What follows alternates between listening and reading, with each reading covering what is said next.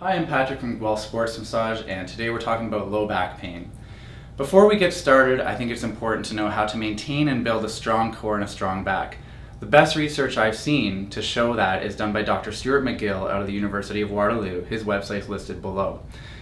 Now today I'm actually going to demonstrate how I might treat some issues or treat some muscles with the low back. When people come into clinic, they're often surprised that I'm not actually going to treat the low back itself very much. I find that can flare it right up.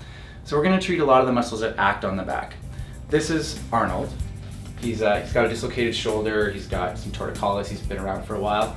But anyway, his psoas major, or filet mignon as it's known in a cow, very delicious meat, comes here from the front of the lumbar spine, attaches here to the femur. So people that sit a lot, they've got a shortened psoas here, a shortened hip flexor. When you stand up and that femur is fixed, it's going to pull the low back forward, which can cause some low back pain as well. Then we have your TFL, right here at the front of the hip, inserts down in the IT band. When it's tight, it can pull on the IT band, causing some knee pain, and it's a whole big mess in the hip. Then we have your gluteus medius on the outside of the hip, gluteus minimus, and your piriformis. So this is Allison. We're going to start with palpating her psoas major. I'm going to come here to the side of the abs. I'm going to do her a little crunch and then relax. So right at the side of the abs, I'm going to sink in here with her exhale. So I'm going to get her to breathe normally. Every exhale, I'm going to sink in a little bit more right down towards the table, towards psoas. Once I feel that I'm on that muscle, which is pretty deep, I'm going to get her to push this knee up into me and relax. I can feel a nice solid contraction there, relax. So once we're here, we're going to just hang out here for a little bit. Push in for a few seconds, come out a little bit, and we go. Until I feel this release. This might take some time to hang out here.